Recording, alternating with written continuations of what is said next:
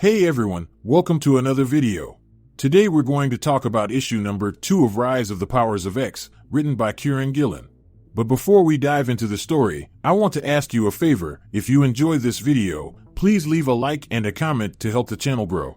So with that said, this issue opens up with a narration from Enigma while he overlooks one of Moira's past lives.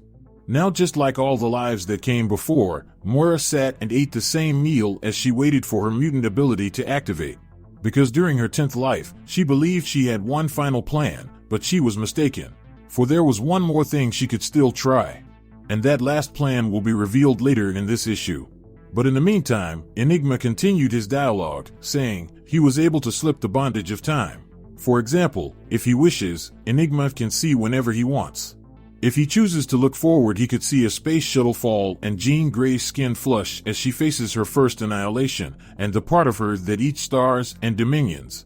In fact, he could also choose to move his gaze back to see a young child fall out of reach of his parents, and for fun, he could trace the boy's life forward to him as an adult. To when the boy grows into Cyclops, and alongside his fellow mutants faces the AI and human threat. So with this all-seeing power, Enigma can find anyone. He could even see a world of X-Men fighting for the future that is already lost. He can see them all except for Xavier, so in an attempt to track Charles down, Enigma decided to examine Charles's life within the time stream. Enigma watched him as a child and traced his life, in a similar method as he did to Cyclops. Enigma eventually finds him exploring the ruins of Moira's engine that Sinister created. He also watches him return to Krakoa, but upon getting there, he vanishes. Charles Xavier disappeared from the timeline and out of the gaze of the all-seeing Enigma. So with that said, we transition over to No Place X, which is as close to nowhere as science can allow. And when we get there, we heard that the first plan had failed, so because of that, they had no choice but to switch to their contingency plan. Now this plan, as we see in the Dead X-Men comics, was headed by Rachel. And by the sounds of it, Rachel compares this to playing a game of hide-and-seek with something that can see them anywhere in existence. So while Charles and Rachel prepare their next moves, Mother Righteousness, trapped within a Krakoan Egg, states how they can't win and the Enigma has already won. And if they set her free, she could help put them on the right path to stopping the Dominion.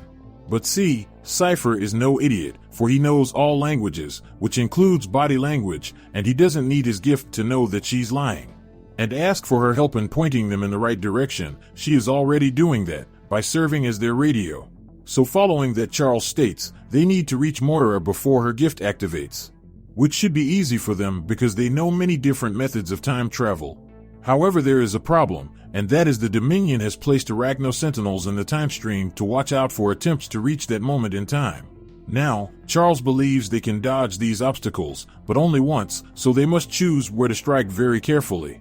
But when it comes to Cypher, Cypher is of the mindset that they should just shoot Moira in the delivery ward and end it all.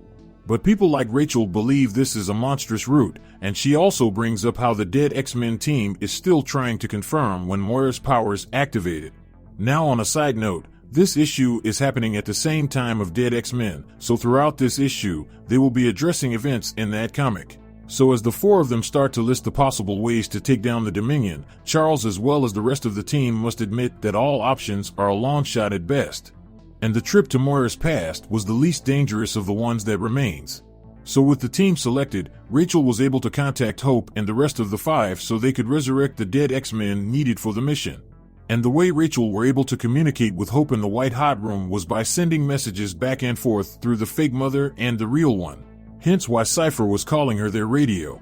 Now on another side note, the weapon Hope had pointed at the mother was assembled with her telekinesis ability by rearranging the atoms in the air.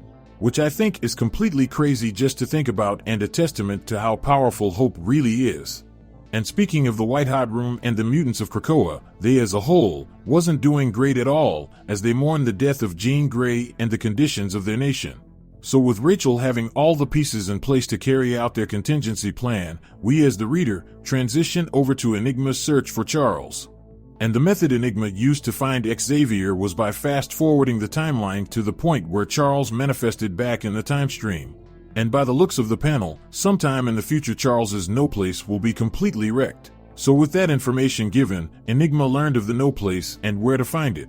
And as a countermeasures to track them down, Enigma let the Arachno Sentinels fall out of space and allow them to spin a web and order them to wait for any slight disturbance in reality. And once it is found, they are ordered to hunt down the source. So with that trap in place, we transition back to the No Place when Rasputin is asking Charles about the details surrounding their true mission. Because according to Charles, Rachel has no idea that he is going to kill Moira. In fact, she believes that Charles may just depower her instead.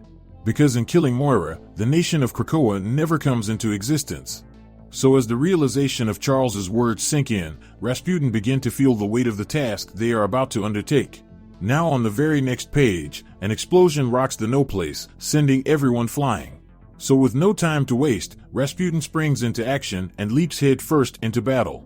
For Enigma's sentinels have arrived on the scene, and Rasputin was not about to back down from the challenge, so with a mighty slash, one of the colossal monstrosities was cut clean in half. So with the fight on, we discover that Cypher isn't really himself, but really Nathaniel.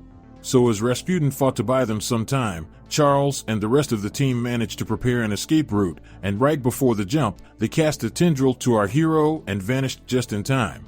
So with everyone avoiding death, Rachel approached them with some good news. And that was the discovery of Moira's mutation day, through the power of Prodigy. Now with everything ago, Charles, Rasputin, and Rachel stood in the courtyard with the gate to the past open, the gate to Moira.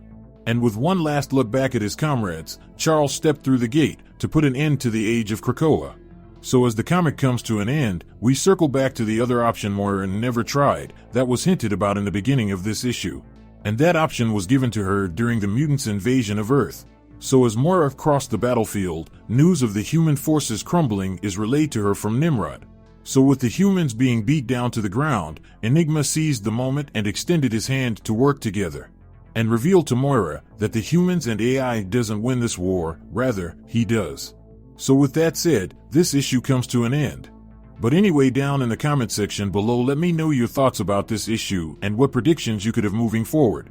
So with that established, I hope you enjoyed this video, and please don't forget to leave a like and a comment if you want to see more videos like this. Thank you for watching, and I'll see you in the next video.